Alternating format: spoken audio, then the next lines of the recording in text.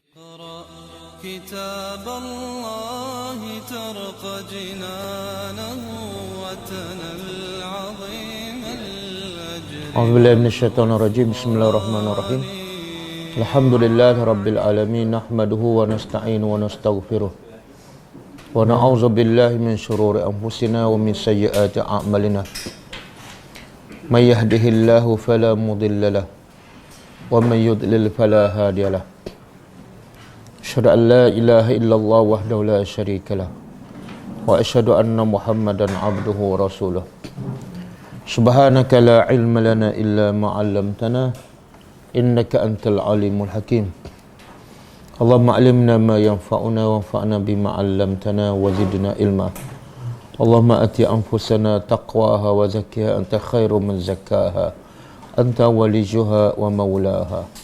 Rabbi yassir wa la tu'assir, Rabbi tammi bil khair, amma ba'du.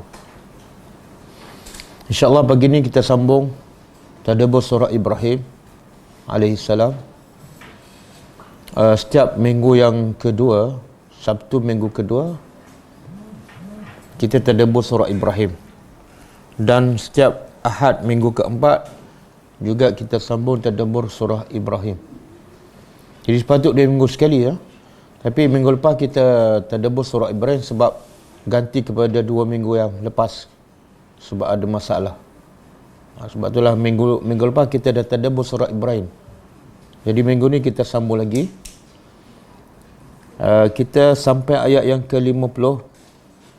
Ayat 50. Kita ada 2 ayat lagi untuk khatam tadabbur surah Ibrahim alaihissalam. Okey, sebelum kita sambung ayat seterusnya, kita tengok pengajaran daripada ayat yang lepas. Ayat yang lepas Allah menceritakan tentang kisah Nabi Ibrahim AS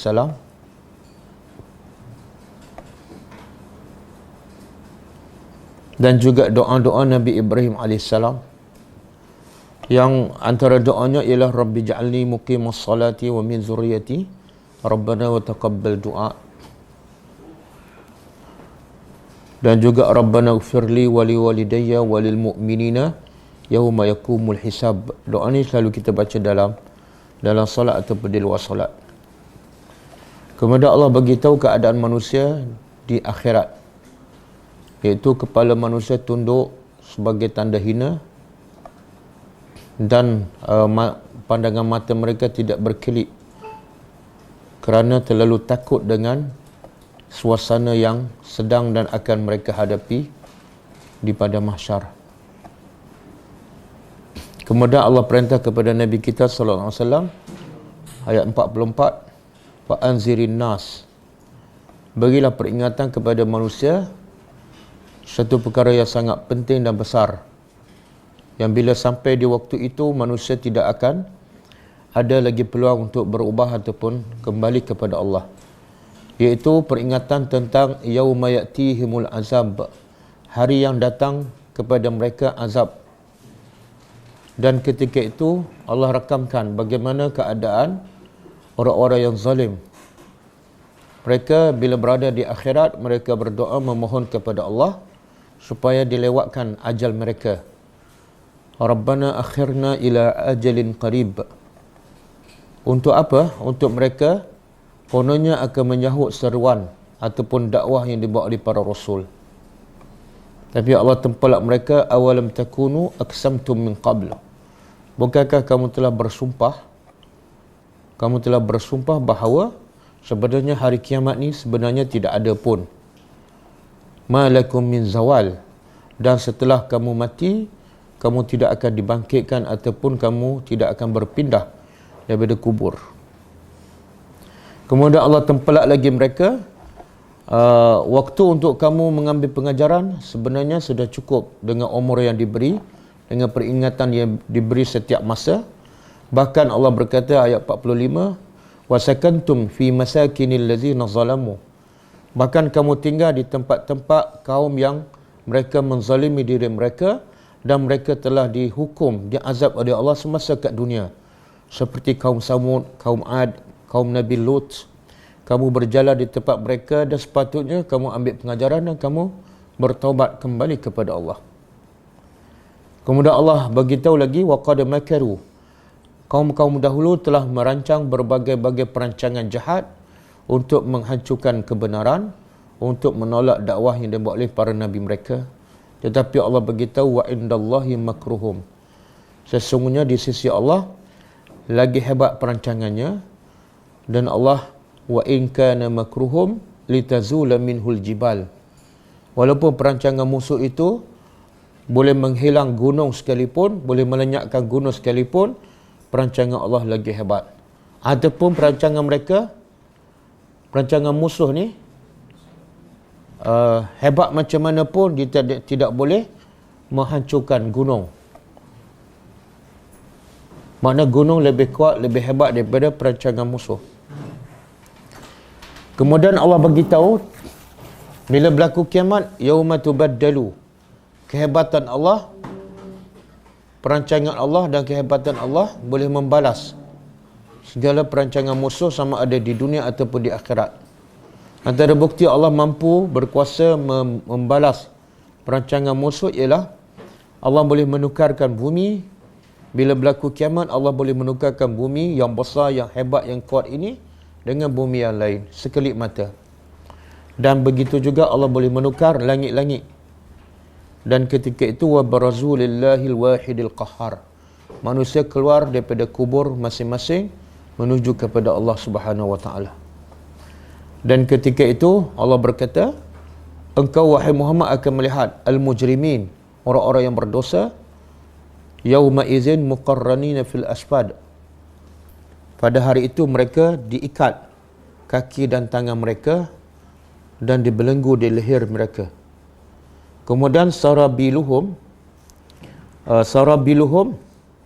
pakaian mereka, pakaian orang-orang yang berdosa yang kufur kepada Allah pada hari kiamat ini sebelum masuk neraka, pakaian mereka adalah min qatiran.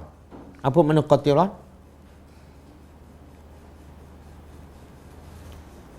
Apa makna qatiran? Siapa yang ikut kelas minggu lepas? Ha? Apa dah? Tar. Qatiran ialah tar. Tar yang panas. Jadi ahli orang-orang yang berdosa ni sebelum masuk neraka, kalau masuk neraka dia ada pakaian khas mereka, iaitu daripada api. Tapi sebelum masuk neraka, mereka badan mereka dilomor dengan tar yang buat jalan tu, yang panas. Tapi kenapa dinamakan pakaian? Sedangkan maksudnya dilomor, iaitu tar tu warna hitam dan dilomor pada badan mereka satu badan, seolah akhirnya tar tu nampak macam baju. Kenapa tar? Pertama sebab tar ni sangat cepat membakar. Bila dia kena kulit, dia cepat membakar. Yang kedua, baunya sangat busuk kan. Biasa tak kita lalu tempat jalan yang baru buat kan, bau kasturi kan bau apa?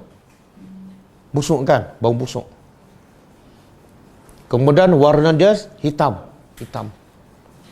Jadi pakaian orang-orang mujrimun di pada mahsyar nanti ialah tar yang dilumur ke badannya, wa taksha, bahkan muka-muka mereka ditutupi oleh neraka, api. Dan kita juga sebut ayat yang minggu lepas kan, bila mereka diikat kaki dan tangan dan api menyambar mereka, mereka nak tepis api tu dengan apa? Muka. Biasa kita nak tepis api, kita tolak dengan kaki kan, dengan tangan. Sebab muka ni yang paling kita jaga daripada terkena api. Muka adalah anggota badan yang paling mulia. Tapi di akhirat, ahli neraka akan menepis api dengan muka. Maknanya anggota badan dia yang paling mulia, itulah yang diguna untuk mengelak daripada api. Sampai situ kan? Sampai situ. Jadi timbul persoalan, kenapa azab Allah ni sangat-sangat besar, sangat-sangat dahsyat? Adakah Allah itu zalim? Tak bolehkah bagi azab yang biasa-biasa je? Jawapannya ayat hari ini. A'udzubillahi minasyaitonirrajim. Liyajziya.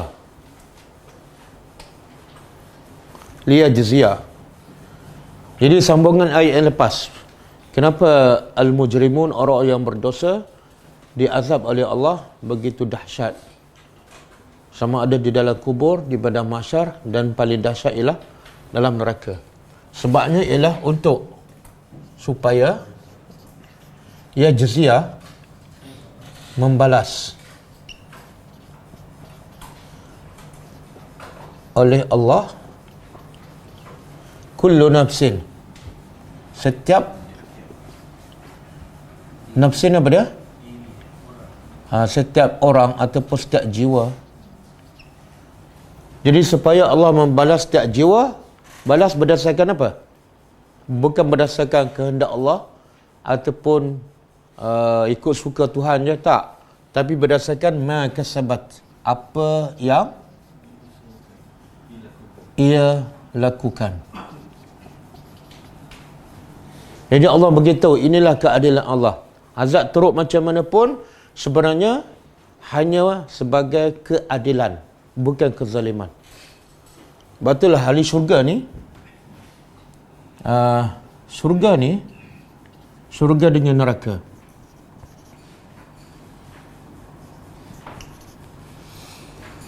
Dan manusia dimasukkan ke dalam neraka sebab apa? Sebab keadilan Allah.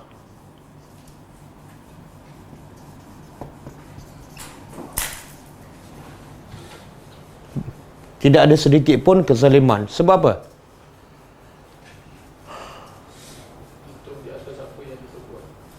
Dan Allah bagi tahu tak masa hidup manusia kat dunia? Allah dah bagi tahu satu persatu.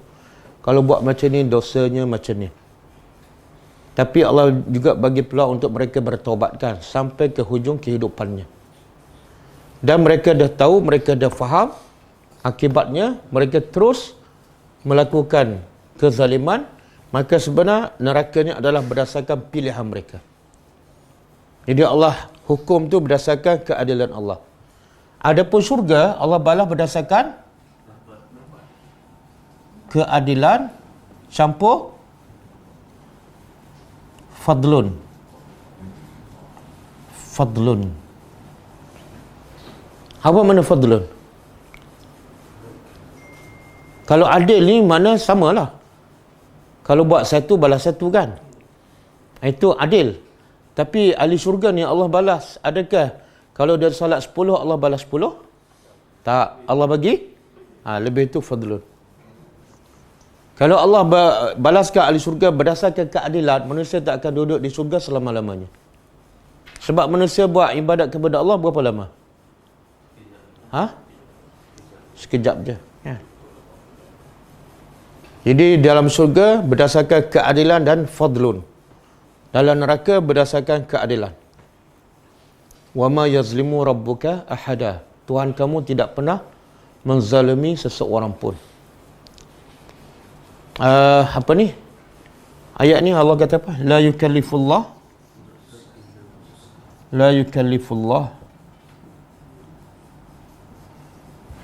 nafsan illa wus'aha. Kemudian laha ma kasabat wa 'alaiha maktasabat.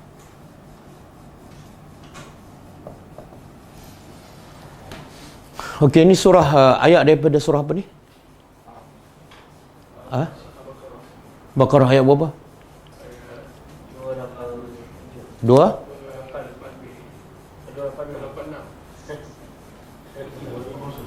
ayat surah Baqarah sampai ayat berapa semua? 286 je. Dia 287 tak ada, confirm tak ada. 286 ke 287? 285. Kan? Okey. Cuba terjemah. La yukallifullah. Allah tidak membebankan nafsan seseorang illa wus'aha. Melainkan apa yang dia usahakan ataupun sekadar kemampuannya. Jadi bila kita faham ayat ni, apa saja musibah, kita kena bersyukur ke kena mengeluh? Bila kita kata, ya Allah, kenapa bagi musibah yang berat pada aku? Kita tolak ayat ni. Allah tak pernah bagi sesuatu yang lebih daripada kemampuan kita. Kemudian Allah kata apa? Laha ma kasabat. Baginya ni nya balik pada apa? Balik pada nafsan ni. Bagi setiap jiwa tu ma kasabat. Apa yang dia usahakan. Wa 'alaiha, dan ke atasnya maktasabat. Apa makna? Apa beza ni? Laha ma kasabat, satu lagi wa 'alaiha maktasabat. Ada dua benda ni. Apa beza? Oh, dia terjemah yang ni usahakan, yang ni kerjakan. Apa beza Melayu usaha dengan kerja? Sama kan? Kalau terjemah bahasa Melayu sama. Kalau bahasa Arab berbeza.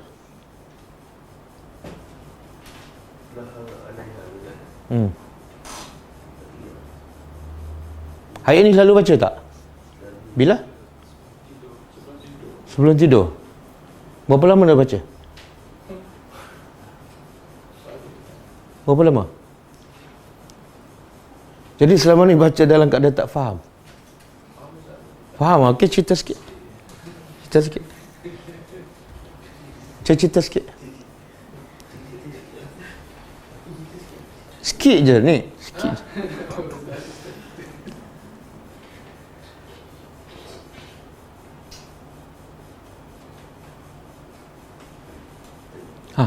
Siapa nak cerita?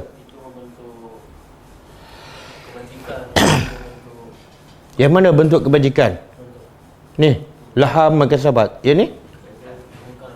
Kemungkaran, dosa. Yang ni amal salah, yang ni dosa. Mana tu? Apa bukti? Agak-agak kan?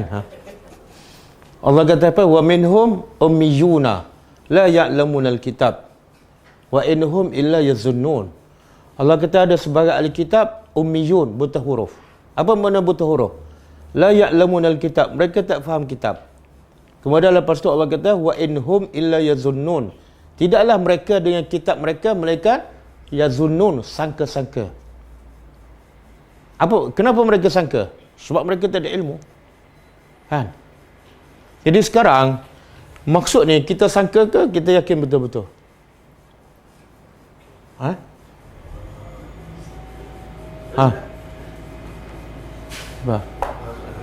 Tak faham soalan? Itu antara sebab tak faham. Tak apa beza ni? Laha makasabat dengan kasabat tu dia berkaitan dengan benda. Mudah diusahakan. Yang ni? Kasabat ni dosa, susah dibuat. Mana tahu yang ni dosa, yang ni pahala iaitu dosa. Apa yang menunjukkan? Pada laha ada ni kalau laha ni lam menunjukkan baginya benda baik lah. Kalau ala ni makna benda yang tak baik. Memang bahasa Arab macam tu. Agak-agak juga. Walaupun sebenarnya dah betul lah. Dah betul jawapan. Tapi dia tak yakin mana agak-agak lah tu. Ingat agak lupa. Okey. Dalam bahasa Arab, lam sepatah tu, satu huruf je menunjukkan apa? Benda baik. Saya kata, laka sayyarah. Bagi kamu kereta. Mana kereta ni untuk awak. Kalau saya kata, alaika sayyarah. Ala. Makna apa? Kamu kena bayar harga kereta ni. Yang membezakan apa? Huruf je. Sini lam, sini ala. Bagi kamu pahala. Apa yang kamu usahakan. Yang ni pula, atas kamu dosa. Apa yang kamu kerjakan. Satu. Yang kedua, beza kasabat dengan iktasabat. Sebenarnya huruf dia asalnya sama. Kasabah. Iktasabah dia hanya tambah apa? Mula-mula dia tambah alif. Kemudian satu lagi dia tambah ta. Ini huruf asal dia kaf, sin, ba. Yang ditambah alif dan ta. Iktasabah. Huruf asal sama. Apa yang membezakan? Kalau kasabah dia lakukan dengan mudah. Kalau ada alif dan ta, iktasabat, mana lakukan dengan susah. Makna apa? Allah nak beritahu, nak buat amal soleh sangat mudah. Kadang-kadang hanya senyum. Dapat pahala tak? Tak payah bergerak, tak berpeluh, tak perlukan kos, dapat pahala. Tapi nak buat dosa susah tak? Susah? Betul kan? Nak buat pahala mudah, nak buat dosa susah. Tapi yang paling banyak orang buat dosa ke pahala? Pelik tak manusia? Pelik tapi benar. Benda yang paling susah, yang tu yang ramai orang buat. Kenapa? Contohlah zikir kan. Subhanallah wa bihamdihi kan. Nabi kata ringan je. Antara subhanallah wa bihamdihi dengan mengumpat, yang mana lebih ringan? Yang mana susah? Mengumpat kan? Tapi yang mana orang buat? Yang mana ramai orang buat? Pelik tak? Kenapa?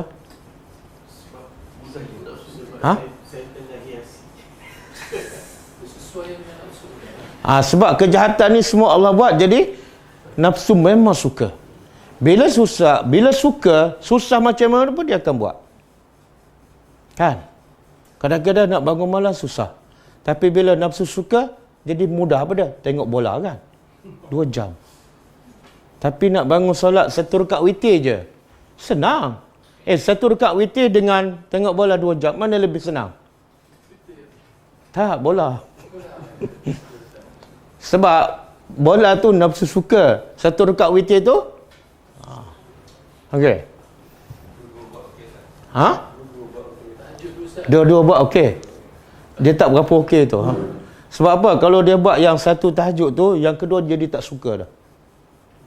Sebab bila iman masuk kat sini, benda yang lara, benda tak ada faedah, jadi dia tak suka, benci. Automatik dia benci.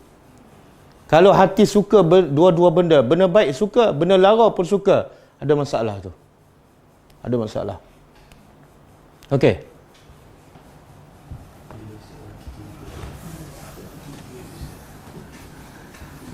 Contoh, saya bagi contoh. Ada seorang lelaki, bila dia nak berjihad pada jalan Allah, dia tanya Nabi, kalau aku mati dalam peperangan ni, di mana tempatku? Nabi jawab apa? Surga kan? Di tangannya ada kurma. Kurma, bukan tengok bola ni, kurma. Apa dia buat dengan kurma tu? Kenapa dia campak? Bukan lara kan? Makan kurma lara ke? Tak. Kenapa dia campak? Sebab dah dalam kepala ada di syurga, kurma ni tak ada nilai dah. Walaupun halal. Walaupun makan kurma hanya mungkin 1 minit sahaja.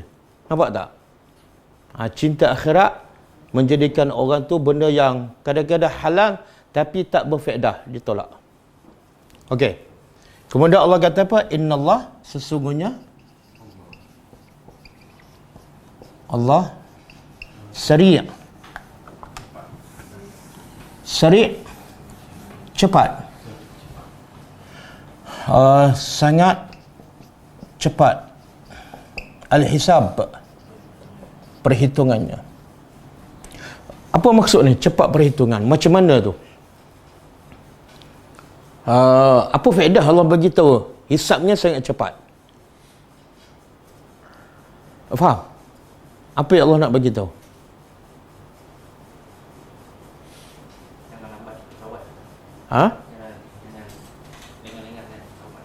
Jangan dengar bertobat. Sebab apa? Hisab Allah cepat. Lain? Okey, Sari'ul Hisab ni ada 3 maksud. Sari'ul Hisab ada 3 maksud. Pertama, iqtirab.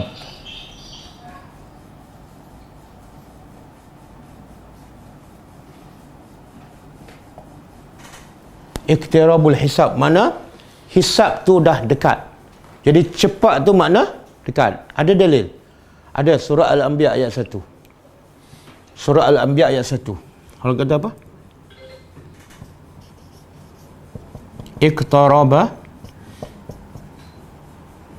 Iqtaraba linnasi hisabuhum wahum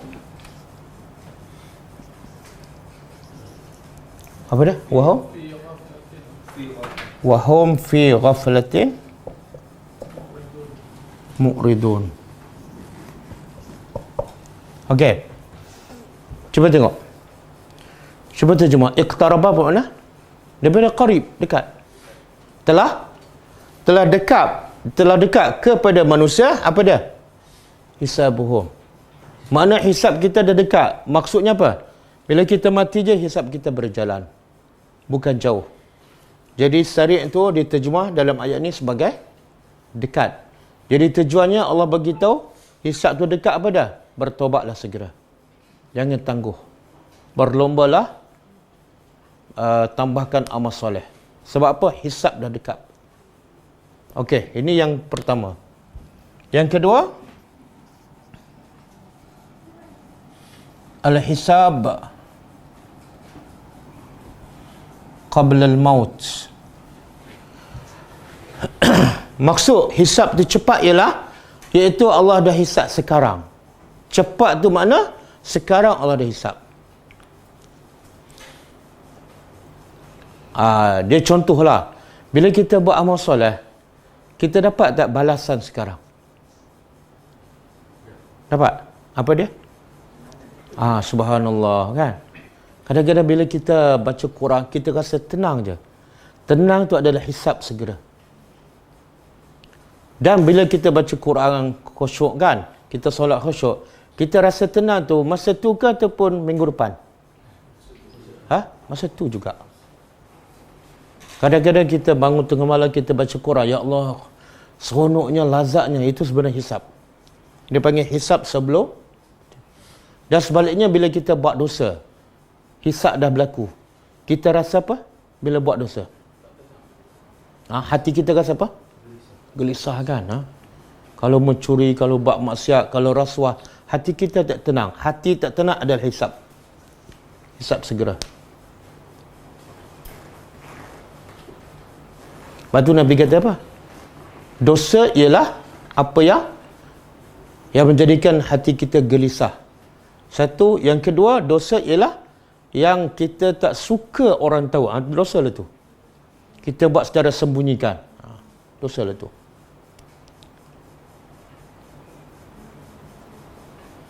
Okey. Yang ketiga,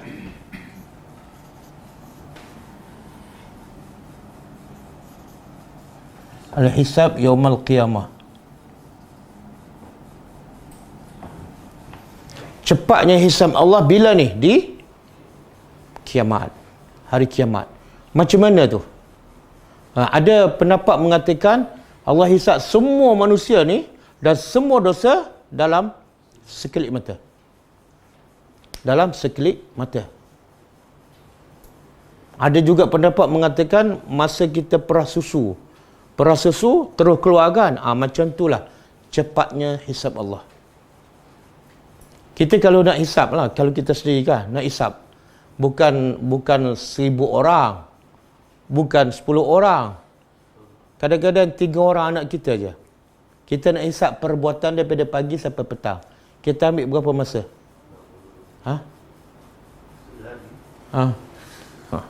Sebelum kita habis hisab anak kita berpensan, kan? Jadi baru 3 orang. Kita nak hisab, kita ada syarikat besar, kan, ada staf 1000 orang. Kita nak hisab gaji dia, kerja dia, apa semua. Ambil masa berapa lama? Tapi Allah nak hisab berapa ramai ni? Berapa ramai? Berapa ramai manusia semua? Daripada Adam sampai,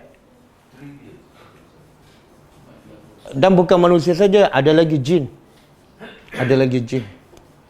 Sayyidina Ali radhiyallahu anhu ditanya, bagaimana Allah boleh hisab begitu ramai manusia, termasuklah jin, dan begitu banyak dosa ni, seorang-seorang kadang-kadang beribu-ribu dosa. Bagaimana Allah boleh hisab sekelip mata ataupun satu hari selesai? Maka jawab Sayyidina Ali, dia kata, sebagaimana Allah boleh bagi rezeki kepada semua makhluknya dalam satu masa, tanpa seorang pun, tanpa satu binatang pun terlepas pandang, dalam satu masa, satu saat, maka begitulah Allah boleh menghisap manusia dalam satu saat. Boleh? Dalam satu saat semua makhluk Allah ada tak rezeki? Ada tak seorang tiba-tiba tak dapat? Tak ada. Okey. Jadi apa faedah Allah bagi tahu ni? Apa faedah Allah bagi tahu? Allah sangat cepat hisabnya. Dia ada dua. Satu, bagi orang yang beriman beramal soleh, dia akan jadi dengan ayat ni, sari'ul hisab. Dia akan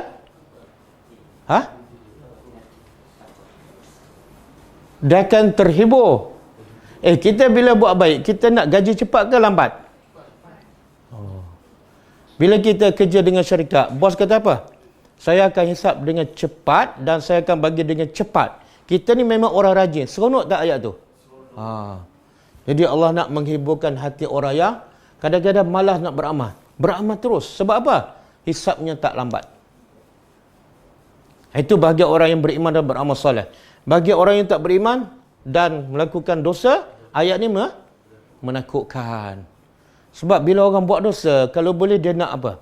Hisap dilambatkan ataupun dipercepatkan. Kan penjenayah bila dengar perbicaraan kamu ditangguhkan tahun depan. Lega tak penjenayah tu? Sonok.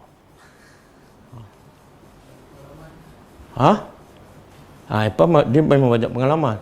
Semua dia ada. Okey.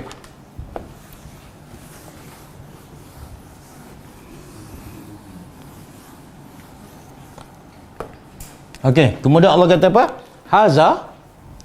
Haza ini. Balaghun. Apa makna balaghun? Balagha mana sampai? Salah satu sifat Nabi apa dia? Tabligh. Jadi tabligh dengan balagh sama. Iaitu ini adalah penyampaian linnas untuk manusia. Apa makna ini? Ini adalah penyampaian untuk manusia. Apa makna? Dia biasa ini dia refer kepada kisah ataupun ayat sebelum tu lah. Apa dia? Apa makna ini? Yalah, apa dia? Quran lah. Apa yang disebut dalam Quran dari segi hukum ke, cerita umat dahulu ke, semua ni adalah balagh. Iaitu satu penyampaian untuk siapa? Subhanallah. Jadi pengajarannya apa? Quran segala isinya adalah satu proses untuk disampaikan kepada manusia. Pengajarannya? Kena fahamlah.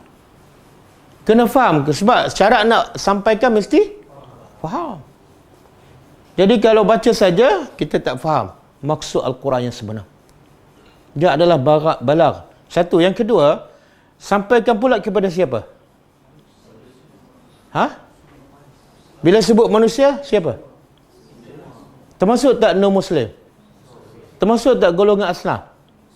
Jangan had sempitkan kepada hadza balagh li ahli masjid. Jangan. Li ahli madrasah. Kan? Li ahli ghulam. Kan? Li ahli bukit kan? Linnas. Sebab itulah bila Nabi sampaikan mesej ni, sampai tak pada semua orang. Semua orang Mekah, semua orang Madinah, semua orang Taif, semua orang Habsyah, dan sampai tak pada jin. Sampai. Kan?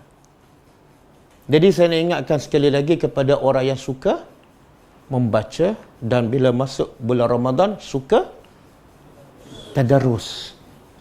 Saya nak ingatkan dengan ayat Allah, hadza balaghun linnas. Wajib kamu faham dan wajib kamu sampaikan. Jangan setakat baca sahaja. Okey, sebab tu lepas tu Allah kata apa? Waliyunziru, dan supaya yunziru, mereka memberi peringatan bihi, dengannya ni apa dia? Dengan Quran. Jadi sebab Quran ni sifat dia adalah mesti balagh, Maka dalam unsur bala tu ada satu unsur apa dia? Yunziru ataupun inzar. Apa makna inzar? Apa makna inzar? Ha?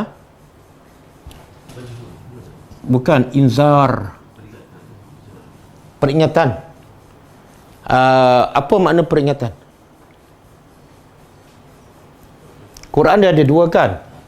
Al-Quran ada dua. Satu inzar, yang kedua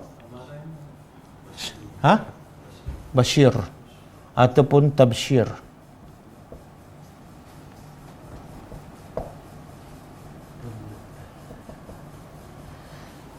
Okey. Bila sebut inzar tu apa maksud dia? Bila dikatakan itu adalah peringatan? Bukan. Bukan.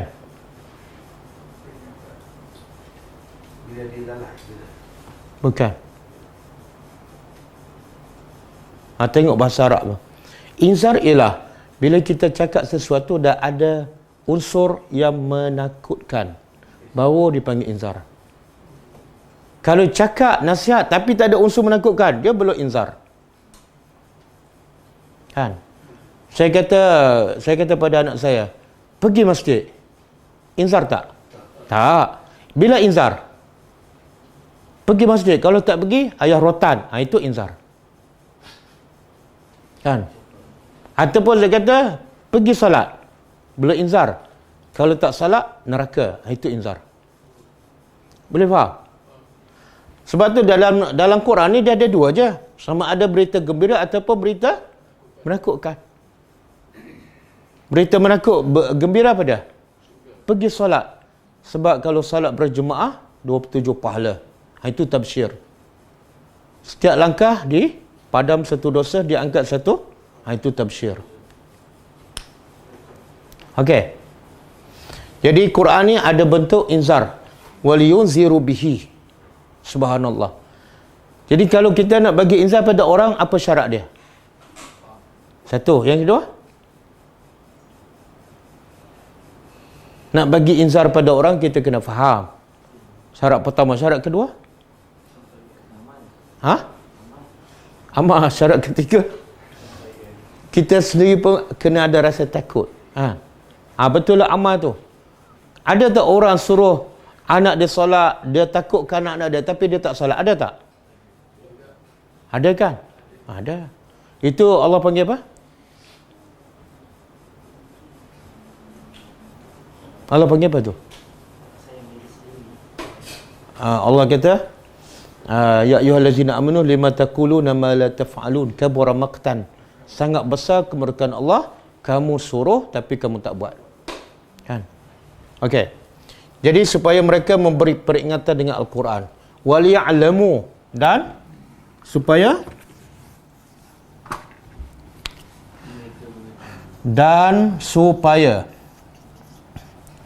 kalau kita belajar bahasa Arab, lam ni dua-dua lam, liyunziru. Yang kedua waliya'lamu. Dia panggil lam li ta'lil. Ta'lil makna untuk. Jadi Quran disampai pada manusia, orang tanya, untuk apa ustaz? Satu, nak bagi peringatan. Mesti ada unsur yang menakutkan. Lepas tu orang baca Quran tak faham, dia ada rasa takut tak? Tak. Yang dia ada rasa apa? Bukan seronok. Dia masa baca tak seronok. Dekat-dekat nak khatam tu, seronok. Inzar tak ada. Kemudian yang kedua, liya'lamu, waliya'lamu, supaya mereka mengetahui. Tahu apa? Supaya mereka berilmu daripada Al-Quran. Apa ilmunya? Ilmu yang paling penting dalam Quran. Innama, sesungguhnya, huwa, dia, adalah ilahun wahid. Tuhan yang esa. Subhanallah. Tengok. Quran, proses dia apa dia? Mesti ada balagh, mesti ada inzar. Kemuncaknya apa? Kemuncak daripada inzar, apa dia? Supaya akhirnya orang cukup faham bahawa dia hanya wajib sembah Tuhan yang satu je dalam semua aspek kehidupan dia. Masa mendidik anak kena ikut perintah Allah. Masa bekerja kena ikut perintah Allah, kan? Masa musafir kena ikut perintah Allah. Sebab dalam hidup dia hanya Tuhan yang satu. Bila sampai tahap tu, mana dia faham Al-Quran. Boleh ke?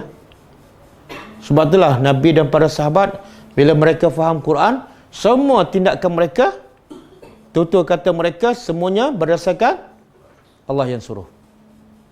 Buat apa, cakap apa, berhijrah ke, semua kerana ilahun wahid. Mana kefahaman mereka pada Quran cukup jelas. Boleh? Ramai tak orang baca Quran tapi masih bertuhankan nafsu? Ramai. Sebab apa? Sebab dia tak ya'lamu, dia tak faham, dia tak ada ilmu.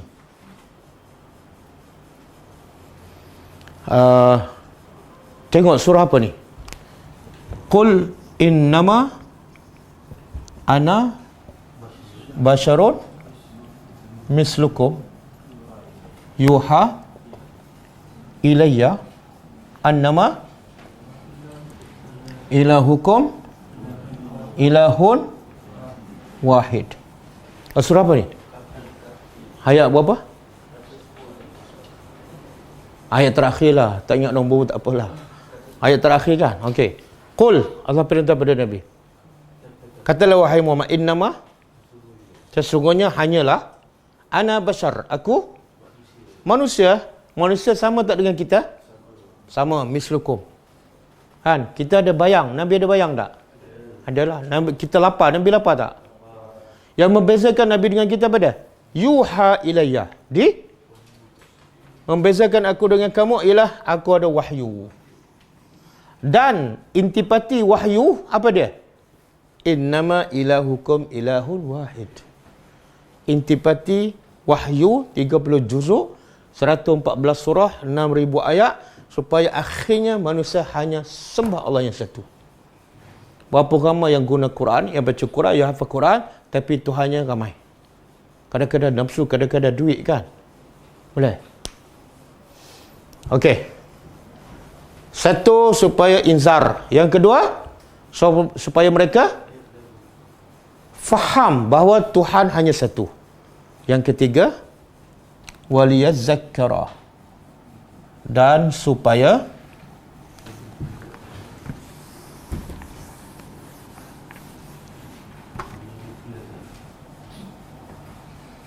dan lam juga supaya yazakkar apa dia? Mengambil pengajaran ataupun peringatan oleh siapa? Ulul albab, oleh orang-orang yang berakal.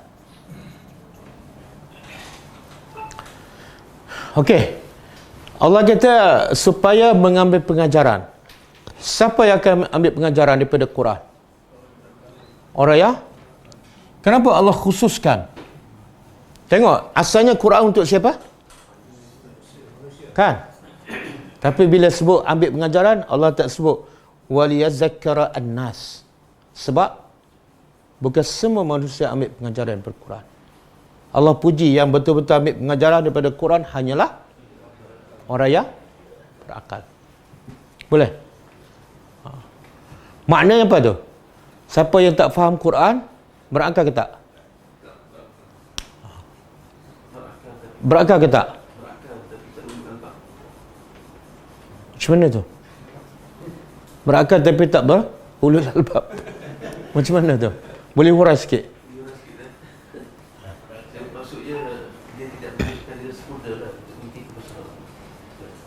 Dan tidak berakal bahasa Melayu. Kan?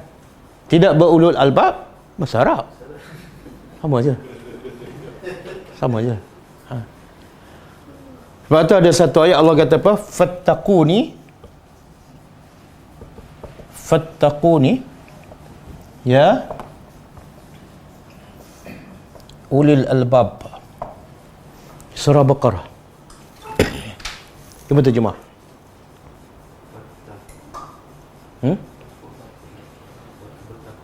Takutlah pada aku. Allah perintah kan? Tapi Allah perintah pada siapa ni? Supaya bertakwa pada Allah. Ya ulil albab, wahai orang yang. Kenapa Allah khususkan perintah takwa kepada orang yang berakal saja? Kenapa? Ha? Sebab selagi mana manusia tak guna akal, tak berfikir, dia tak mungkin jadi orang bertakwa. Mustahil. Maknanya proses nak jadi orang bertakwa mesti guna akal. Kan? Sebab itulah nak faham Quran apa kena guna akal. Kalau guna mulut je, boleh tak jadi orang bertakwa? Tak boleh. Dia baca je, dia hafal je, dia tadarus je. Okey. Dan Allah puji, siapa ulul albab? Saya nak tanya, semua ni ulul albab tak? InsyaAllah tu macam belum. InsyaAllah tu sekiranya Allah kehendaki. Kalau Allah tak kehendaki, aku bukan ulul albab lah. Ha? Ha? Dalam proses. Berapa lama dah proses tu berjalan? 70%. Oh, hebat tu. Boleh tetapkan 70%.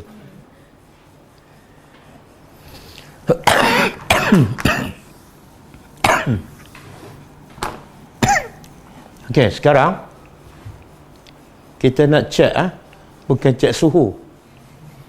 Cek kita ni adakah termasuk ulul albab ataupun tak. Kan, ada yang kata insya-Allah, ada kata dalam proses kan. Okey. Kita tahu macam mana kita nak tahu kita ulul albab? Tengoklah ciri-ciri ulul albab. Kalau ada, iyalah, kalau tak ada, tak adalah. Tutuplah telefon kalau ulul albab.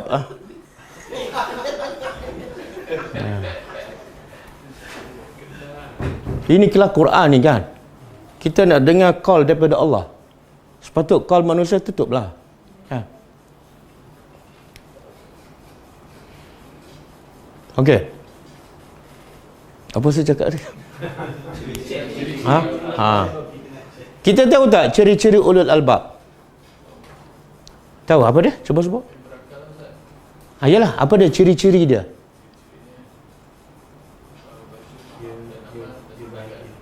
Ha? Bahagia kena. Semua tu andaian kan, bahagia, berakal, apa ni, faham amal.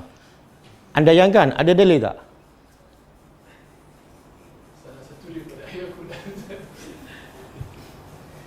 Macam mana kita nak jadi ulul albab sedangkan kita tak tahu ciri-ciri ulul albab yang Allah sebut dalam Quran? Mustahil kita boleh jadi ulul albab kalau kita tak tahu sifat ulul albab yang Allah sebut dalam Quran. Ada Allah sebutkan dalam surah Ali Imran. Cuba buka ayat 190.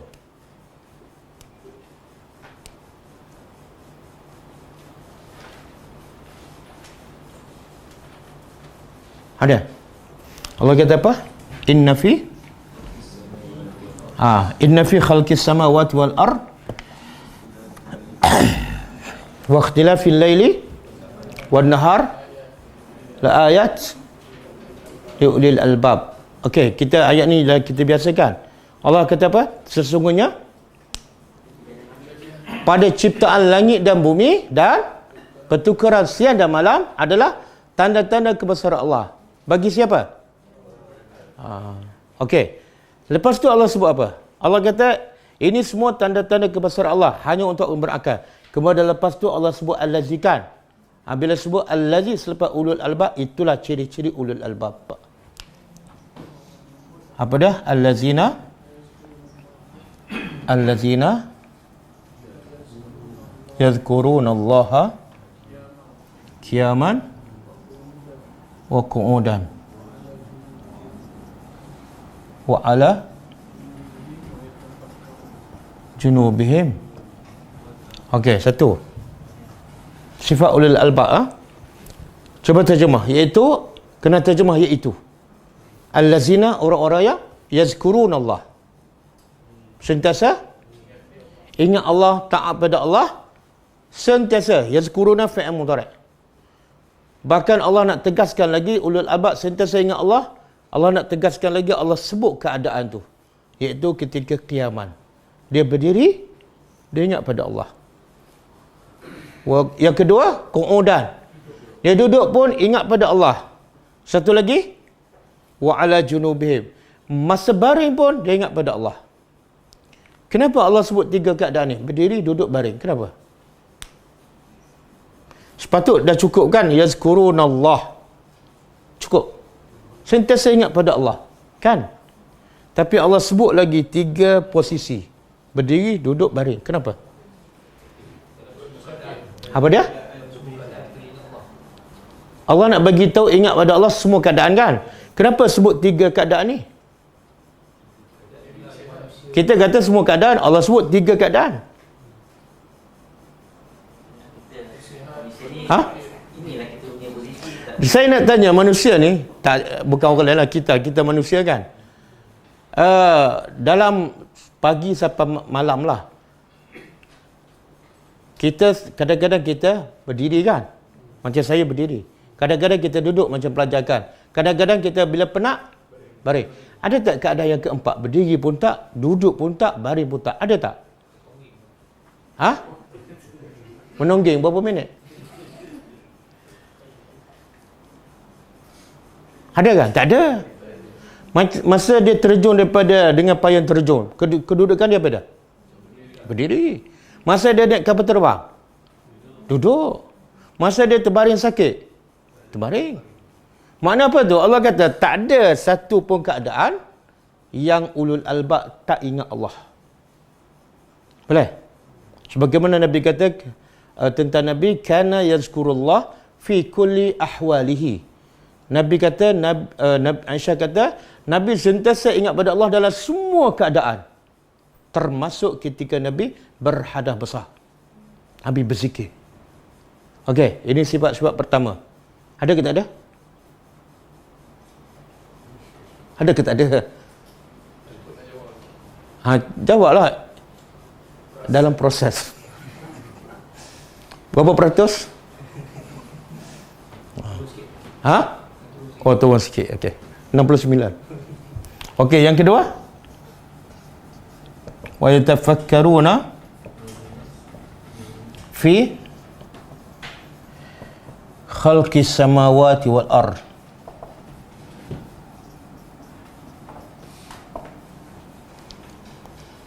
Okey. Yang kedua sifat ulul albab ialah wa yatafakkaruna. Sentiasa tengok Allah guna kalau belajar bahasa Arab lah. Yazkuru dengan wa yatafakkarun. Dua-dua ni fi'il apa? Mudhari' menunjukkan apa? Sentiasa. Bukan bermusim. Bukan masa dalam kelas dia berfikir. Sentiasa berfikir tentang ciptaan langit dan bumi. Sebenarnya bukan memikirkan ciptaan langit dan bumi sahaja, tapi Allah sebut dua tu sebab apa? Allah sebut dua tu sebab bumi dan langit adalah ciptaan Allah yang terbesar. Dan bumi dan langit semua orang boleh nampak, semua orang boleh perasan di mana-mana saja dia berada. Betul? Kalau Allah kata dia memikirkan tentang haiwan, ada tempat haiwan tak ada. Memikirkan tentang gunung, ada tempat gunung tak ada. Tapi kalau sebut langit dan bumi, semua orang nampak tak? Pergilah dunia mana dia akan nampak langit dan bumi. Boleh? Tapi maksud juga ialah apa saja makhluk Allah depan mata dia, dia tengok, ya Allah hebatnya Tuhan. Tengok kucing, tengok anjing, kan? Tengok orang Cina, semua dia berfikir, ya Allah hebatnya Engkau. Itu tanda kedua ulul albab. Ada tak? Ada. Tak apalah dalam proses. Yang penting kita dah tahu ini ciri-ciri ulul albab. Kalau tak ada ni, dia saya nak tanya, apa hama albab? Okey, saya nak tanya, apa kaitan berfikir tentang kebesaran Allah dengan berzikir? Kenapa mesti ada dua? Satu, dia panggil tazakkur. Yang kedua, tafakkur. Kenapa dua? Ataupun apa kaitan tafakkur dengan tazakkur? Saya nak tanya, biasa orang dia jarang ingat pada Allah. Zikir pada Allah selalu terlupa. Apa punca dia?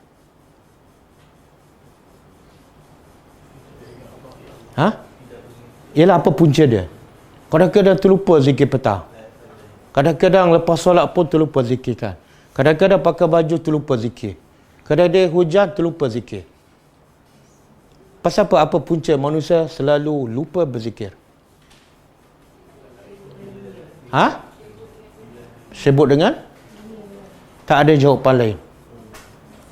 Saya nak permudahkan jawapan, bukan nak bagi jawapan. Bila kita selalu ingat orang tu, selalu terbayang je, tengah solat pun terbayang. Ini masa belum kahwin dah. Lepas kahwin dah terbayang orang lain pula kan. Bila tu kita selalu ingat je dia. Bila kita sayang, sebelum sayang tu. Bila kita kenal dia betul-betul. Betul tak? Ada tak orang kita tak kenal tapi teringat je kat dia masa makan? Ada tak?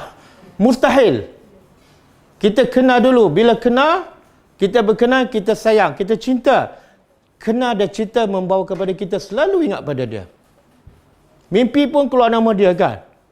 Bini nama lain tapi keluar nama lain.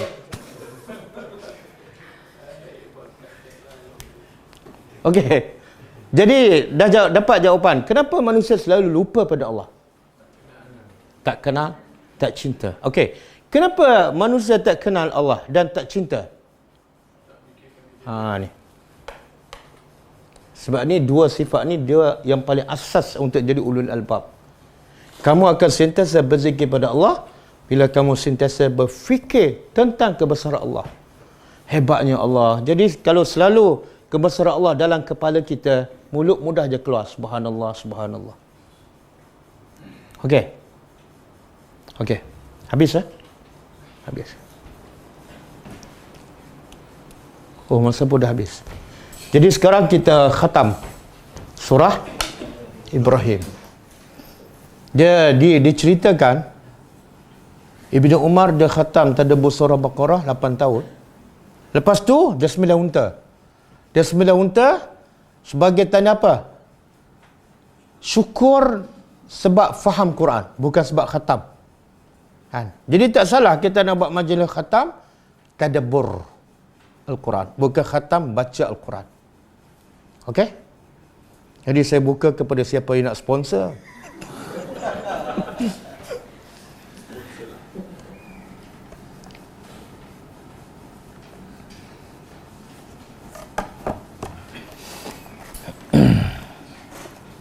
Lepas ni kita sambung surah apa?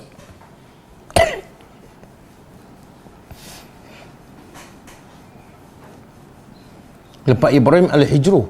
Dah ada ke?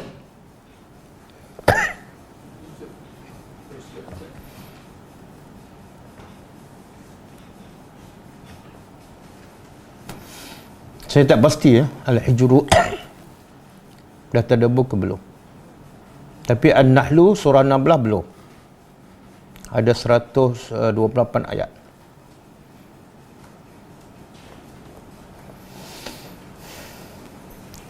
Okey. Sebelum kita jawab soalan, saya nak baca buku ni. Dosa-dosa yang dianggap biasa. Setelah hilang, dah jumpa balik. Saya bawa satu beg nak pergi Penang Alostar. Lepas tu isteri tukar beg lain. Jadi buku ni duduk dalam beg lain.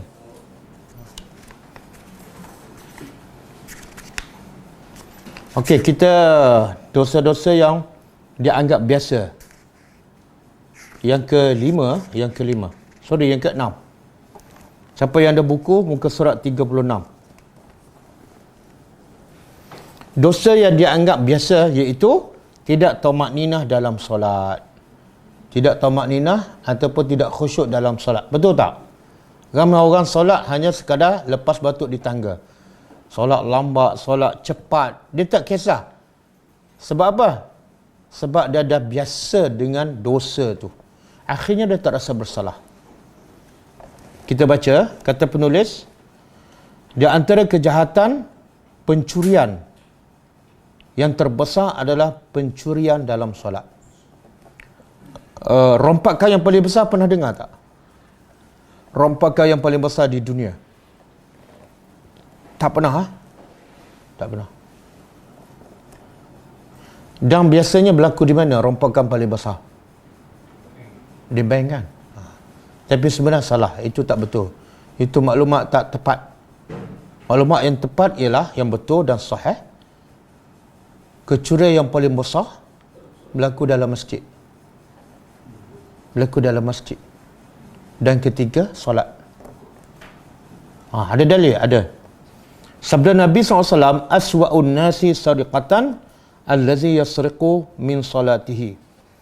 Qalu ya Rasulullah, wa kaifa yasriqu min salatihi? Qal la yutimmu ruku'aha wa la sujudaha.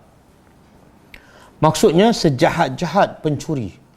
Nabi kata sejahat-jahat pencuri ialah orang yang mencuri dalam solatnya. Sahabat pun bertanya, macam mana boleh mencuri dalam solat? Sahabat pun tak faham. Mereka bertanya, wahai Rasulullah, bagaimana ia mencuri dalam solatnya? Baginda menjawab, iaitu ia tidak menyempurnakan rukuk dan sujud. Rukuknya tak lurus dia macam rukuk macam ni. Macam nak apa? Macam nak terbang. Ataupun rukuknya menurun. Kepalanya bawah, tidak lurus. Rukuk yang betul ialah daripada kepala sampai ke belakang lurus. Kalau letak pembaris yang panjang tu, elok-elok. Okey? Jadi kalau rukuk macam tu, pencuri paling jahat ataupun menurun. Pernah tengok tak rukuk kita? Pernah perasan? Tak pernah cek? Cek kat mana masa tengah solat?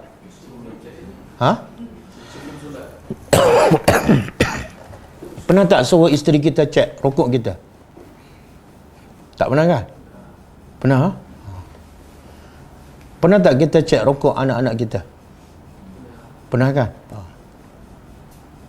Anak kita pujikan cemerlang. Tapi rukuk tak betul. Dia adalah pencuri yang paling jahat.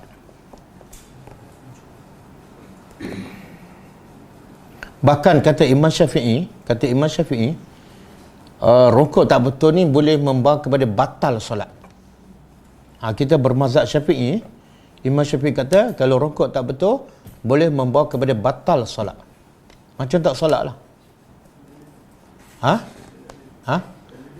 Dalil dia hadisnya, kalau pencuri paling jahat, mana apa? Solat tak betul lah tu. Kalau solat betul takkan jadi pencuri. Kan?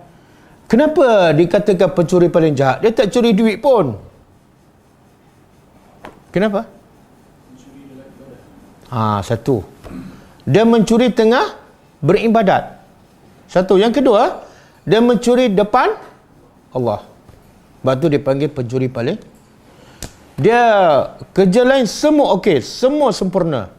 Makannya, pergi kerja, balik kerja, urus rumah, semua lengkap.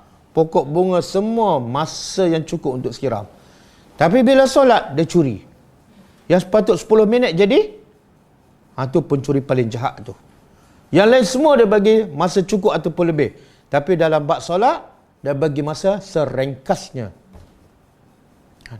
Boleh? Itulah bila kita berdakwah kepada asnaf, kita cakap bab solat. Dan kita ada buku dia. Kenapa anda wajib solatkan? Bila dah tahu kepentingan solat, kita bagi satu lagi buku iaitu sifat solat Nabi. Macam mana cara Nabi solat dengan gambar sekali. Cara rukuk, cara sujud. Sebab apa makna kita bantu orang miskin kan, buat rumah, bagi makan, tapi dia tak solat. Ataupun solat tapi jadi macam pencuri kan. Jadi kena tegur benda yang paling asas. Okey, meninggalkan tamak ninah. Meninggalkan tamak ninah. Apa makna tamak ninah? Tamak ninah ialah berhenti sekejap. Sekadar apa ni? Ada ulama mengatakan sekadar sebut subhanallah. Jadi kalau kita rokok, kita sebut subhanallah, boleh bangun. Tapi kalau tak sempat sebut subhanallah sambil bangun, mana solat tak sah. Sebab tamak ninah adalah rukun. Meninggalkan tamak ninah tidak meluruskan dan mendiamkan punggung sesaat ketika rukuk dan sujud.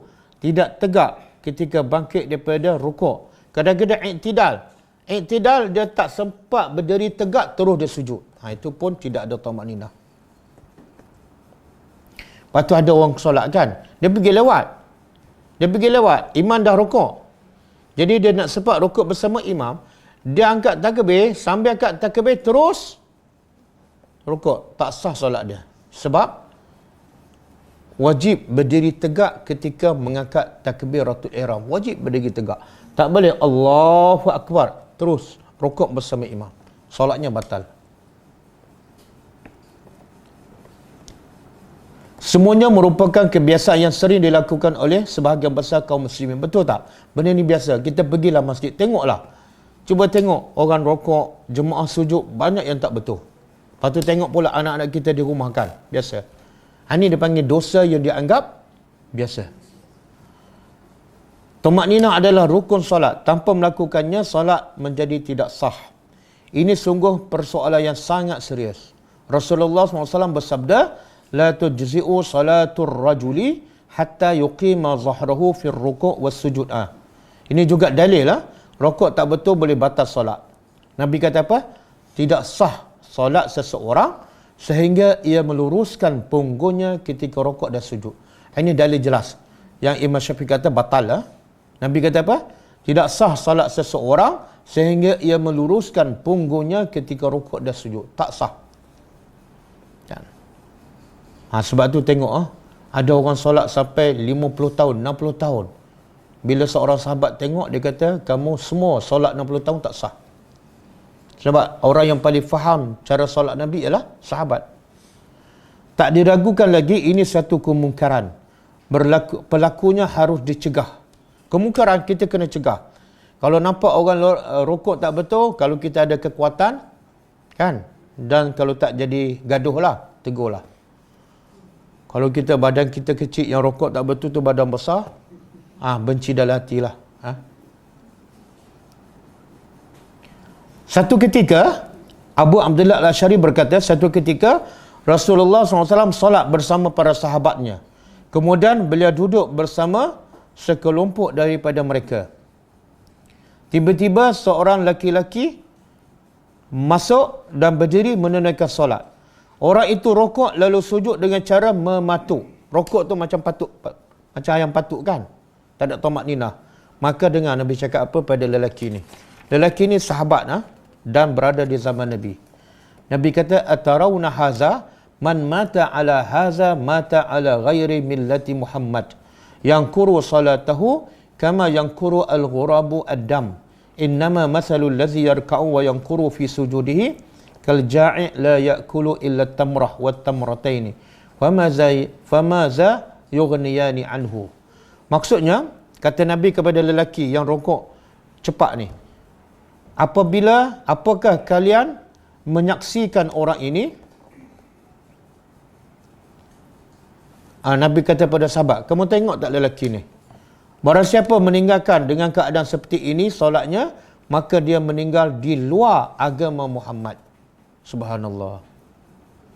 Nabi kata apa? Perasan tak lelaki ni yang rokok tak betul? Kalau dia mati sekarang, dia mati bukan di atas agama Muhammad. Makna apa tu? Habis. Solat. Sebab solat ni benda yang paling asas. Kemudian Nabi kata, ia mematuk dalam solatnya sebagaimana burung gagak mematuk darah. Burung gagak patuk nak makan darah kan? Cepat tak? Macam itulah. Sesungguhnya perumpamaan orang yang solat dan mematuk dalam sujudnya adalah bagaikan orang lapar yang tidak makan kecuali sebutir dan 2 butir kurma. Jadi orang yang solat cepat ni macam orang lapar, dia makan sebiji kurma. Ada faedah tak? Macam itulah solat dia tak ada faedah. Patut kalau dia lapar dia makan banyaklah kan? Bagaimana ia bisa merasa cukup kenyang? Okey, Zaid bin Wahab berkata, Huzaifah pernah melihat seorang lelaki tidak menyempurnakan rukuk dan sujudnya. Yang saya sebut tadi. Ada riwayat mengatakan, Huzaifah tengok lelaki ni, lalu Huzaifah bertanya, kamu solat macam ni, rukuk tak betul cepat ni, dah berapa lama? 60 tahun. 60 tahun. Maka kata Huzaifah, kamu sebenarnya belum solat. Walaupun dah solat 60 tahun. Lelaki ni zaman bila ni yang ditegur oleh Huzaifah? Tabi'in lah. Mana jauh? Dekat tak dengan zaman Nabi? Dekat kan? Jadi kalau orang yang tak jauh daripada zaman Nabi pun solat dah tak betul, kalau zaman kita 1400 tahun lebih, lagilah. Betul tak? Dan kita perasan tak, kebanyakan orang kita solat, dia tak belajar cara solat Nabi. Biasanya dia solat, dia ikut siapa? Ustaz dia, cikgu dia, imam kat masjid kan? Ya Allah. Dia tak boleh. Kalau kita belajar solat, ikut sahabat pun tak betul. Sebab Nabi kata apa? Sallu kama ra'aitumuni usalli. Hendaklah kamu salat sebagaimana kamu lihat aku, bukan Abu Bakar, bukan Umar. Umar pun tak betul selagi dia tak ikut solat aku. Boleh faham? Jadi pentingnya belajar cara solat Nabi sallallahu alaihi wasallam. Kemudian kata Huzaifah, kamu belum solat. Seandainya engkau mati dengan membawa solat yang macam ini, nescaya engkau mati di luar fitrah Islam yang sesuai dengan fitrah tersebut. Allah menciptakan Muhammad sallallahu alaihi wasallam. Benda ni kecil ke besar ni? Solat 60 tahun tapi mati bukan atas agama Nabi Muhammad. Orang yang meninggalkan tamak ninah ketika mengerjakan solat, sedang ia mengetahui hukumnya, maka wajib baginya mengulangi solatnya seketika dan bertaubat atas solat-solat yang dilakukan tanpa tamak ninah pada masa yang lalu. Ia tidak wajib mengulangi solat-solatnya di masa yang lalu berdasarkan hadis irji' fasalli fa innaka lam tusalli. Okey. Contohlah, saya solat 50 tahun tak ada tamak ninah, rukuk pun tak betul. Hari ni baru saya belajar. Saya perlu tak qada solat yang 50 tahun? Perlu ke tak? Ada dalil? Tak perlu qada. Saya hanya perlukan betulkan solat sekarang. Dalilnya, satu masa Nabi tengok seorang lelaki solat. Lepas dia bagi salam, selesai solat, dia jumpa Nabi, dia bagi salam. Nabi pun bagi salam. Nabi kata, irji' fasalli. Balik semula dan solat. Kamu belum solat. Padahal orang tu dah solat. Bila solat tak betul, Nabi kata, macam tak solat lah. Okey? Dia pun main solat kali kedua. Lepas bagi salam, dia jumpa Nabi. Nabi cakap kali kedua, irji' fasalli fa innaka lam tusalli. Pergi solat semula. Kamu sebenarnya belum solat. Dia pun solat untuk kali ketiga. Lepas solat kali ketiga, dia bagi salam, dia jumpa Nabi. Nabi cakap kali ketiga, irji', balik semula dan solat. Sebenarnya kamu belum solat. Lelaki ni kata apa? Ya Rasulullah, aku tak tahu dah cara solat yang betul. 3 kali aku buat, semua salah. Makna kali keempat akan salah jugalah. Tolonglah ajar aku. Lepas tu baru Nabi ajar cara solat yang betul. Lepas Nabi ajar, dia pun ikut betul solatnya. Faham? Okey, Nabi suruh dia betulkan solat yang mana? Solat yang mana? Makna lelaki ni solat tak betul kan? Nabi suruh betul solat masa dia solat ke? Dan Nabi suruh qada juga solat yang lepas? Tak. Itu dalil yang lepas kita solat tak betul dalam keadaan kita jahil, bertaubat cukup. Tak perlu qada. Cuma betulkan solat yang sekarang dah akan datang. Okey? Jadi tolonglah kita nak masuk bulan Ramadan, ramai puluh puasa. Tapi solat tak betul. Sedangkan soalan pertama akan ditanya bukan puasa, solat. Jadi betulkan solat. Masuk puasa, insya-Allah jadi orang bertakwa. Berapa ramai yang bukan setakat solat tak betul, tak solat pun.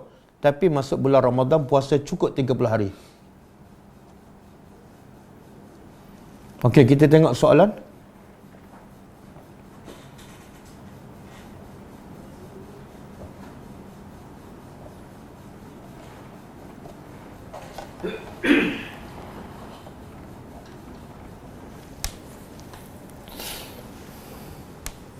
Sebelum tu saya nak umumkan,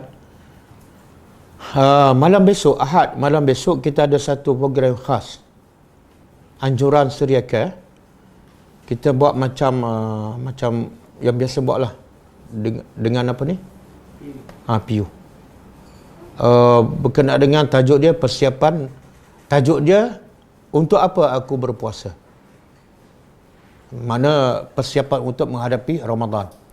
Jadi pukul 9 suku malam besok. Ahad, malam Isnin. Jadi kelas pagi sedekah tu kita cancelkan. Yang kelas tadabbur pagi Isnin kita cancelkan. Kita ganti dengan malam besok.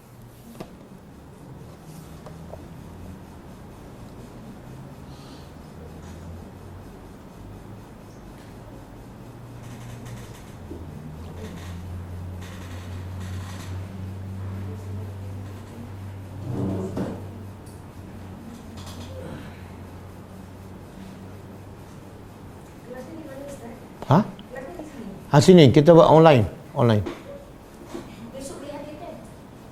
Besok.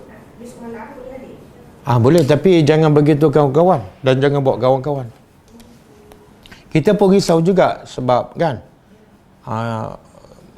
dalam keadaan PKP sekarang kan, SOP pun kena jaga.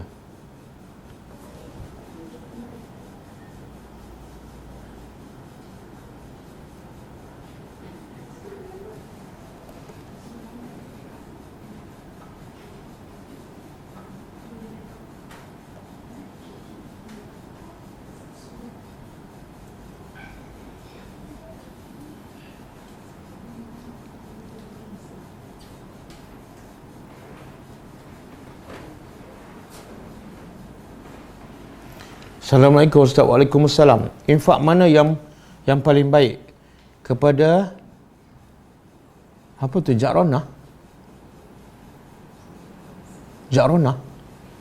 Dia salah tulis tu. Ja'ronah kat Mekah tak ada kaitan dengan sedekah ni. Kepada Ja'ronah ataupun NGO dan Ma'at Tafiz. Dan infak yang paling baik ialah yang apa yang Allah sebut dalam Quran. Kepada apa? Pertama, kepada zawil qurba, kaum kerabat kita. Sama ada mak bapak kita ke, adik-beradik ke, sepupu, itu yang terbaik. Kalau dia miskin dah. Kemudian yang kedua, golongan kedua, al-masakin, orang miskin. Kemudian al-aitam, anak-anak yatim. Kemudian selepas pada itu, pergilah ke mana-mana pun. Tapi keutamaan yang pertama, zawil qurba, kaum kerabat.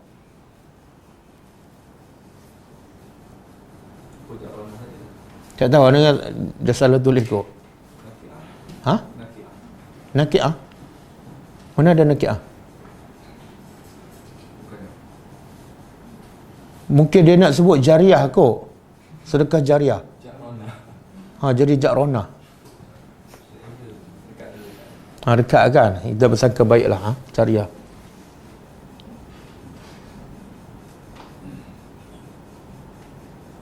Dia sedekah jariah ni ialah pahala dia berterusan. Tapi baguslah.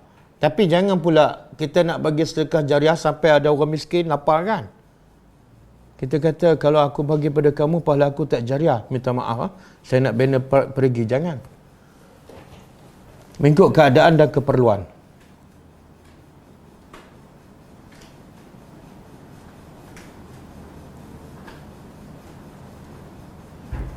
Pukul berapa Ustaz? Besok pukul 9 suku.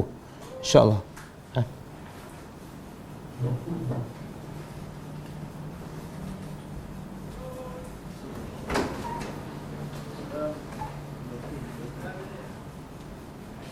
Okey, soalan dia. Salam.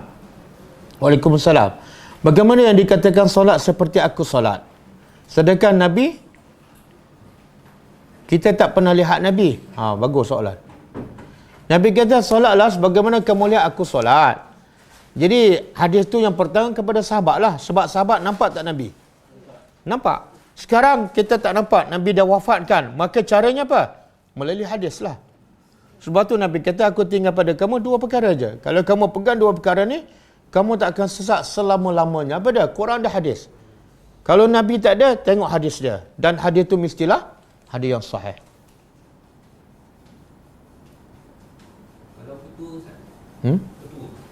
Petua apa? Saya berapa adalah kawan-kawan share kan. Petua untuk mengurangkan dahaga dalam Ramadan. Baca surah Al-Kausar. Petua menghilangkan dahaga bulan Ramadan. Baca surah tak payah kurangkan dahaga, minum terus dia, hilang terus dahaga. Dengar satu hadis, Nabi kata apa? Al-ajru ala qadari masyaqqah. Pahala adalah bergantung kepada setakat mana kesusahan kita beribadat. Boleh faham tak? Tengok. Nabi nak kita dapat yang terbaik. Maka Allah akan bagi terbaik berdasarkan lagi susah, lagi baik. Jadi bila kita susah beribadat, jangan fikir nak senang. Sebab apa? Lagi susah, lagi banyak pahala. Satu. Yang kedua, puasa memang dahaga. Kenapa nak kurangkan? Kan? Jadi cara yang terbaik ialah sebelum azan subuh minum air banyak-banyak. Kalau baca surah Kausar dia tak akan hilang. Kalau boleh kurangkan dahaga dengan surah Al-Kausar. Katalah pula kita musafir kan. Bukan puasa, dahaga. Cuba baca surah Kausar. Kurang tak? Ini petua tak boleh ikut dah.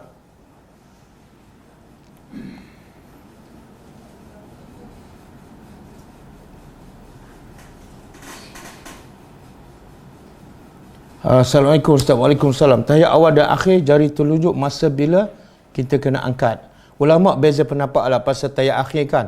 Ada kata angkat daripada awal lagi jari ni sampai bagi salam. Ada dalam mazhab kita angkat bila? Syahadat la ilaha illallah, ketika sebut Allah. Kemudian sampai habis. Ada pendapat mengatakan gerak. Ada juga pendapat mengatakan gerak. Tapi ulama mengatakan hadis yang pasal gerak tu tak kuat. Bahkan hadis yang mengatakan tak bergerak adalah lagi kuat, lagi sahih. Sebab tu kita tengok orang Arab di Mekah ke di mana, biasa dia tak gerakkan jari. Cuma ada yang belajar sunnah ni dia ikut satu hadis yang menggerakkan jari. Dia menggerakkan. Jadi tidak ada satu hadis yang jelas, yang sharih bila mula gerakkan jari. Sebab tu ulama beza pendapat. Ada kata daripada awal, ada kata ketika sebut Allah. Wallahu alam. Esok ada kelas. Ada malam besok. Cuma pagi tu kita rumah anak yatim lah. Malam besok pukul 9.30.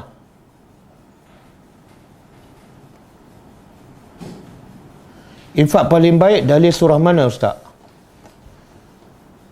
Saya sebut tadi, dalil infak paling baik ialah bagi mengikut apa yang Allah suruh. Allah suruh apa? Bagi kepada yang pertama, zawil qurba. Ada dalil? Ada.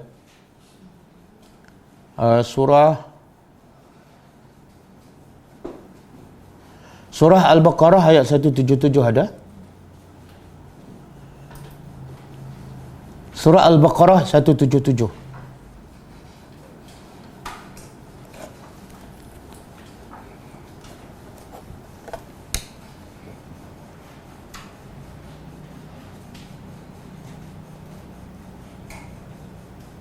Ada tak? Allah nak bagi tahu orang yang al-abrar, beriman dengan Allah, beriman dengan hari akhirat, beriman dengan kitab, beriman dengan para nabi. Lepas tu wa atal mal, dia memberi harta yang dia sayang kepada siapa? Kepada siapa? Sawil qurba kan? Kaum kerabat. Mana orang terdekat lah, bapa ke sepupu ke pakcik ke. Yang kedua, wal yatama, anak-anak yatim. Yang ketiga, wal masakin, orang miskin. Dia sebenarnya dalam zawil qurba ataupun anak yatim, kita boleh jadikan sedekah kita jariah. Contohlah orang miskin. Kita nak bagi pada orang miskin mengikut Al-Quran lah. Tapi boleh tak dalam masa sama kita nak jadikan sedekah kita jariah? Boleh. Kita bina perigi untuk orang miskin. Jadi selama mana perigi itu digunakan oleh orang miskin, maka dia akan menjadi sedekah jariah. Kita sekarang setelah ziarah asnaf, kita tengok selain pada kita bagi buat kelas agama, kita bagi keperluan asas dia seperti makan, rumah. Sekarang kita dah siap satu rumah asnaf di Kuang. Kita repair rumah dia, besarkan sikit, buat dapur, buat tandas, kos dia lebih kurang 10,000. Kemudian itu baru siap. Kita bina yang kedua, kita dah dapat kos untuk bina satu rumah di Alustar yang kita pergi ziarah minggu lepas. Yang rumah dia tandas pun tak ada, dapur pun tak ada. Kos dia lebih kurang 15,000. Itu insya-Allah bagi pada orang miskin dan dapat juga pahala sedekah jariah. Selagi mana orang guna rumah tu, maka kita akan dapat pahala jariah. Kemudian lepas tu, wabna sabil, orang yang musafir yang terputus bekalan. Wasailin, orang miskin yang meminta. Ada orang miskin tapi tak meminta, dan ada yang meminta. Wafir riqab, iaitu hamba. Sekarang tak ada lah. Hamba zaman Nabi ada, kita merdekakan dia. Itu juga sedekah. Okey. Ada soalan lain? Apa hukum buka handphone sewaktu khutbah solat Jumaat? Saya nak tanya, pertama, khatib tu khutbah bahasa apa? Kalau dia khutbah bahasa Urdu dan kamu orang Melayu, kata ulama tak salah buka handphone. Sebab kamu dengar pun tak faham, kan? Tapi syarat dia jangan sampai mengganggu orang sebelah. Tapi kalau khatib tu bahasa Melayu dan kamu pun orang Melayu, wajib kamu dengar. Dan buka handphone adalah satu dosa. Dan kesannya apa? Menyebabkan pahala solat Jumaat kamu terhapus. Sebab Nabi sebut dalam satu hadis, man massal hasa faqad lagha. Siapa yang sentuh batu ketika khatib sedang berkhutbah, maka dia telah lara, makna pahala Jumaat tak dapat. Kenapa Nabi sebut pegang batu? Sebab zaman Nabi, bila solat Jumaat, masjid ada kapet tak? Sahabat solat atas apa? Tanah. Jadi tengah dengar khutbah, ada sahabat duk pegang batu. Nabi kata dia telah lara, sia-sia pahala Jumaatnya. Sama juga pegang handphone. Kan? Sebab itulah kutip derma ketika khatib berkhutbah termasuk lara. Boleh faham? Saya dapat tahu mufti wilayah dulu, Dr. Zul, telah keluar arahan di masjid wilayah, jangan pungut derma, jangan tolak peti itu ketika khatib berkhutbah. Sebab apa? Pahala Jumaat kita akan sia-sia. Orang kita tak ada pelik kan? Masa nak dengar khutbah, dia tolak tabung tu. Patut sebelum khutbah kan? Dia kata tak boleh ustaz. Sebab apa kena tolak? Sebab masa dengar khutbah tu ramai orang. Kalau tolak sebelum tu tak penuh tabung. Tengok matlamat dia kan. Bukan nak suruh orang faham agama dengan khutbah, tapi nak suruh penuh.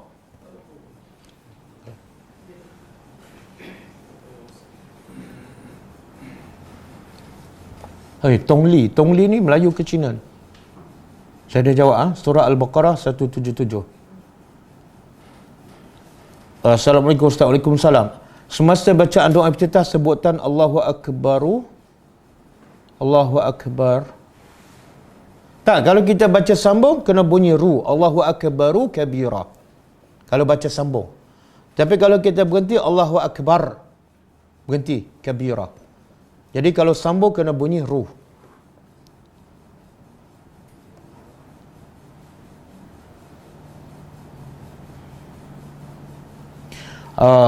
Assalamualaikum warahmatullahi wabarakatuh. Betulkah salah satu proses untuk mengenal Allah dengan belajar tasawuf? Salah. Tak ada dalil. Saya nak tanya, semua sahabat-sahabat Nabi kenal tak Allah? Kenal tak? Dan siapa yang paling kenal Allah? Sahabat Nabi ke orang yang terkemudian? Sahabat Nabi. Dan dengan cara apa sahabat Nabi kenal Allah? Dengan cara apa? Dengan? Itulah. Tadabbur Al-Quran dan tafakkur.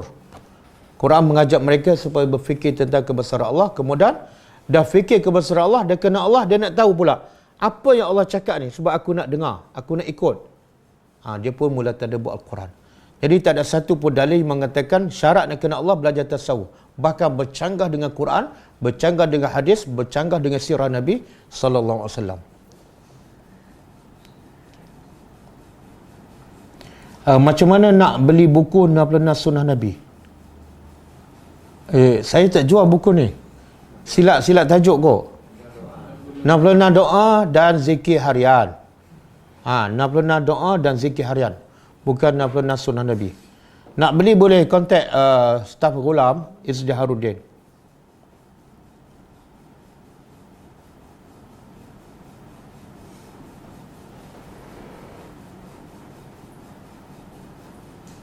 Ustaz, dalil surah Ali Imran ayat 119 itu boleh ke?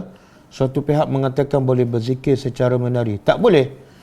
Dan Quran huraian Al-Quran yang paling jelas apa? Hadis Nabi lah. Dan juga sirah Nabi.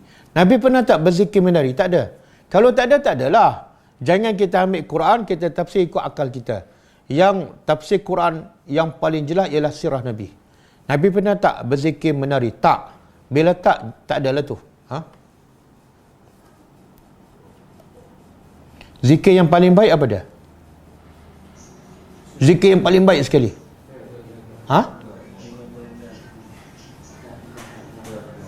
Apa dia? Tak, bentuk-bentuk zikir. Bukan isi zikir. Menari ke, berdiri ke, duduk ke?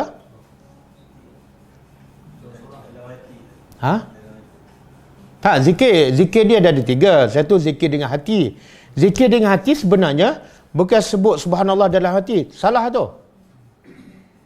Buat apa teman-teman? Tak, saya berzikir. Mulut tak bergerak dalam hati. Salah. Berzikir dalam hati ialah tu, tafakkur. Kita tengok langit, fikir. Hebatnya. Itu zikir dengan hati. Yang kedua, zikir dengan lidah. Subhanallah, alhamdulillah, subhanallah, wabihamdih. Itu dengan lidah. Yang ketiga, zikir dengan anggota badan. Kita solat, guna tak anggota badan? Itu zikir dengan anggota badan. Kita pergi cari asnaf, itu berzikir dengan anggota badan. Okey. Saya nak sebut apa tadi? Zikir terbaik. Bentuknya, posisinya ataupun keadaannya.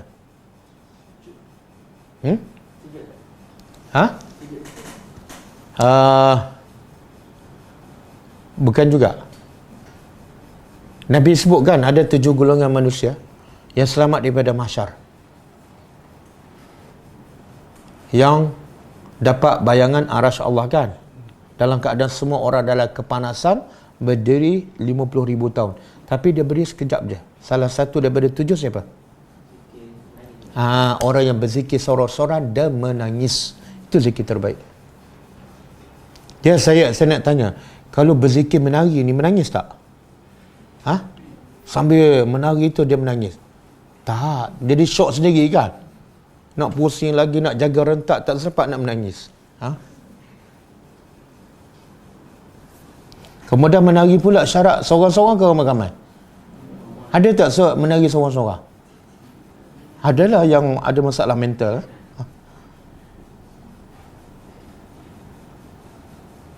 Ustaz, untuk elak gangguan jin dan syaitan, apa lagi ya? Yang sabit Quran dan hadis. Baca surah Baqarah, Mu'awwizatin, Al-Falaq, An-Nas. Subhanallah. Dia cara nak elak gangguan syaitan, salah satu baca surah Al-Baqarah. Dan juga baca Al-Falaq, An-Nas kan?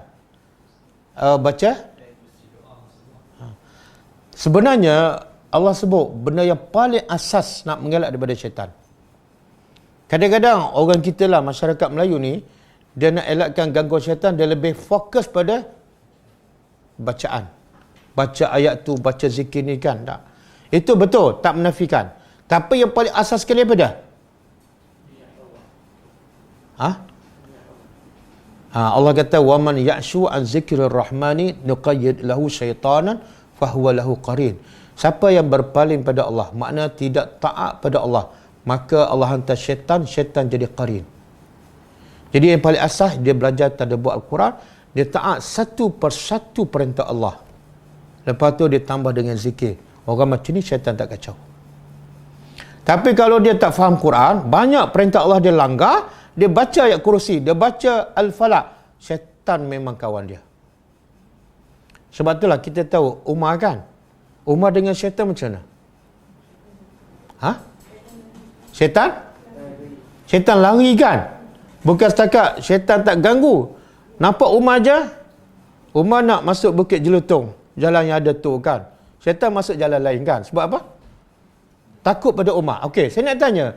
Syaitan takut pada Umar sebab Umar baca surah Baqarah ke baca surah An-Nas? Tak. Sebab Umar dengar Quran, faham, taat. Dengar Quran, faham, taat. Itu yang paling asas. Tapi kalau setakat bacaan, zikir, tampal ayat, syaitan senyum je. Ini macam kelab aku ni. Lepas tu kadang-kadang orang kena rasuk kan. Orang kena rasuk. Yang tukang baca surah Yasin kan. Syaitan yang jin yang duduk dalam badan tu gelak pula kan. Dia kata, baca kuat-kuat lagi. Suara siam pula tu. Sebab apa? Syaitan tahu yang tukang baca pun tak ada takwa. Yang kena rasuk pun aurat buka kan. Okey. Bagaimana nak bayar fidyah untuk mak yang sudah lama meninggal? Tak, cari je orang miskin, bagilah pada siapa-siapa yang miskin. Kan? Fidyah apa ni? Puasa. Kalau dia tinggal puasa 30 hari, bagi makan untuk 30 orang miskin, setakat dia kenyang. Tak payah, kadang-kadang kita ni, benda macam ni pun nak cari NGO kan? Kita cari sendirilah orang miskin. Mesti ada orang miskin kampung kita. Pergilah ziarah. Kadang-kadang minta maaf saya cakap. Kadang-kadang kita ni nak buat ibadat. Nak pahala tapi tak nak yang terbaik. Akhirnya kita serah pada orang kan. Yang terbaik kita sendiri, fidyah kita. Apatah lagi fidyah mak kita. Kita kena pastikan fidyah mak aku ni betul-betul dilaksanakan dengan cara yang betul. Kita sendiri pergi cari orang miskin. Kita sendiri bagi makan pada dia. Lagi besar pahala. Jangan suka bergantung pada NGO. Kan? Bukan saya tak nak terima. Kan? Cuma kita nak mendidik orang ramai supaya buat kerja terbaik kita sendiri.